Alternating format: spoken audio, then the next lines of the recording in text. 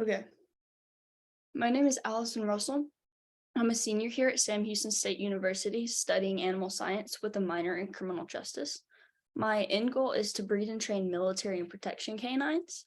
Um, Today, my presentation is going to go over working canines, including the types and breeds, as well as their history and some issues surrounding them.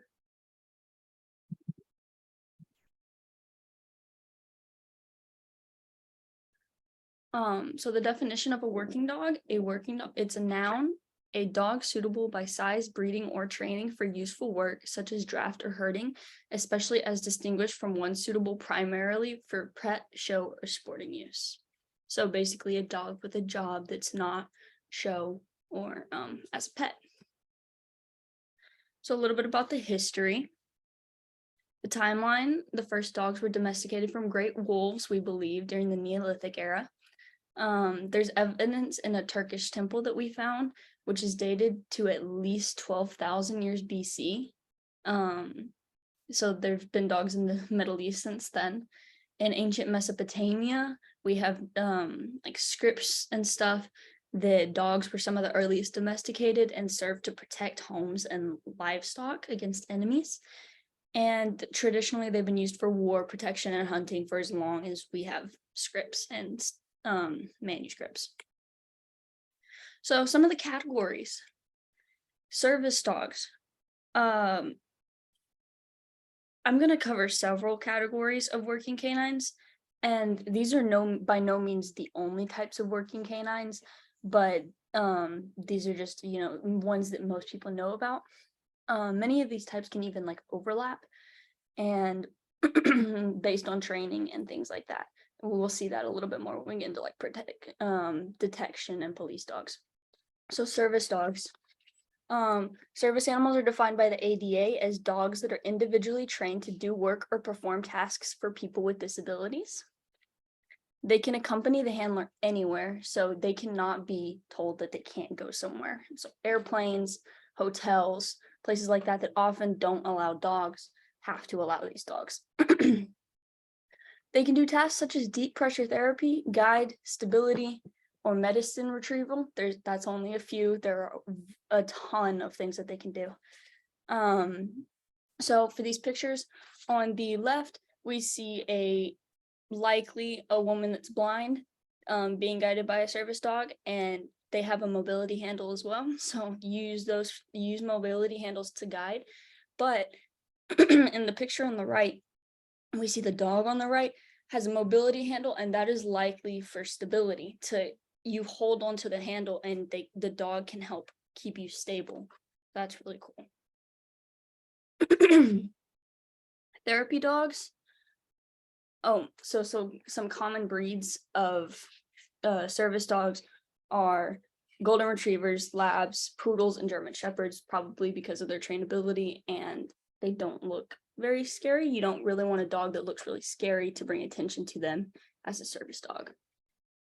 So therapy dogs are not to be confused with service animals. They are not service animals at all. We had a big issue with people getting ESAs, emotional support animals, a couple years ago, and so they very quickly became sorry, my cat.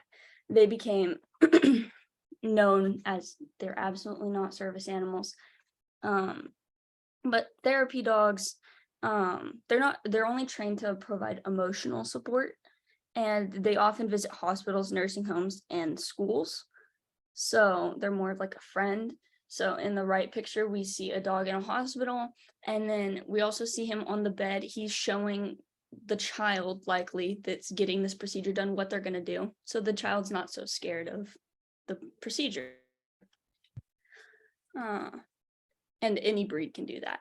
Police dogs. So in this picture, this is what you often see police dogs as, is bite dogs. Bite dogs are what the public believe police dogs often do. Police dogs are trained to specifically assist officers in the line of duty. They do many things. They can protect their handlers. They can chase and hold suspects, which is kind of what you see in the picture. They can sniff out substances such as narcotics, and as well as like explosives, which is a little bit more on the military side, not much as the protection. Many police dogs are multi-purpose to maximize their usefulness, so you'll often have a detection dog and a bite dog. That way they can do both, and the police office doesn't have to have as many dogs. They're typically German and Belgian shepherds or any variety in between. Sometimes you'll see labs, but it's typically the shepherds that you typically picture as police dogs. Detection dogs basically use their nose to detect anything. So we have narcotics detections, our agriculture detections, and cadaver detections, just to name a few. So in these pictures, likely the beagle is part of the Beagle Brigade. So they sniff out agriculture products that are illegal coming into the country, or so they can, minimize the dangers of agriculture products invading our country. On the left picture, that might be an explosive detection dog. You really don't know, but most of the small dogs are going to be in the airport, and then they're going to have large dogs such as labs or maybe bloodhounds in the like ports and the warehouses and stuff where shipping's coming in, to make sure that nothing is coming in and going there.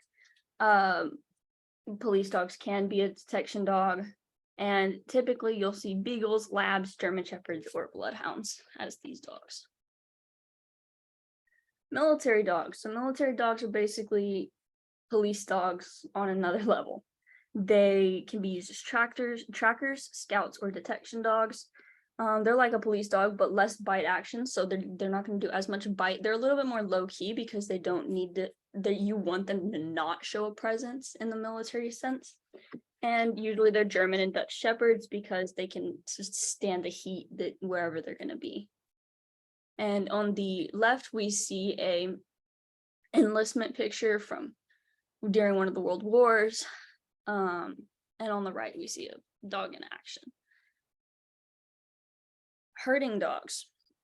So herding dogs work with various types of livestock, such as sheep and cattle. And these dogs move and sort them for the farmer, so the farmer doesn't have to manually do that. And there's even trials for this to show how well your dog can herd.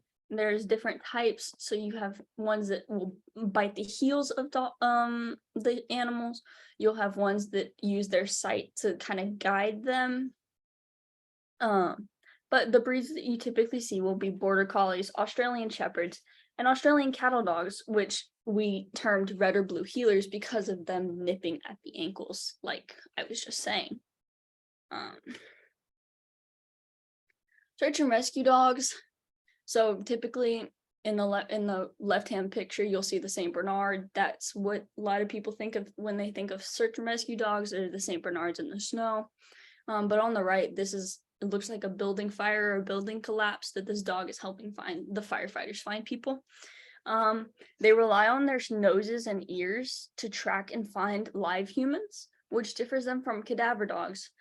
Because cadaver dogs specifically look for the scent of dead humans. They've been trained for certain smells that a dead body would possess. So these specifically search for the live human scent. They're known to be used in missing person searches, avalanche aftermath, and after building collapses. Typically, you'll see labs, bloodhounds, German shepherds, and Saint Bernards. Saint Bernards are less used in the urban sense because they get very hot very easily. That's why they're such the avalanche. So some ethical issues that pertain to working dogs. So some arguments for and against that I found. So the cons, they're used in situations too dangerous for humans. Oftentimes a police dog will be sent into a place to neutralize a target, which is a little bit more dangerous than why wouldn't the humans go do it? There's been said to be cruel training methods, though we've tried to phase those out. You obviously still have some trainers that aren't gonna do that. Separation from handlers or even euthanized when they age out of their jobs. This is typical in the military, but a lot of the times it's only if the handler is staying in the military and the dog has to be phased out, typically they'll find them a home instead of giving them to the person because they don't have the ability to take care of them. So some pros of these dogs working for us. Experts claim that dogs love to work. They love having a job. It's more socialization for service dogs than pets. They get to be with their owner a ton more. Mental and physical stimulation. It keeps the dogs from getting bored at home, just laying around. Because most of these breeds are bred to work. So if they don't work, they get bored. Police dogs bridge the gap between the community and the police. A lot of the time there's some apprehension by the citizens against the police, and having that dog will kind of bridge that gap, and people want to say hi to the dog, and people love dogs typically. So in conclusion, humans have had a symbiotic relationship with dogs since the Neolithic era. And we continue to advance the knowledge we have of these dogs and what they can do. We keep finding them new jobs and skills that they can perform. So what might we ask them to do next? Thank you for listening.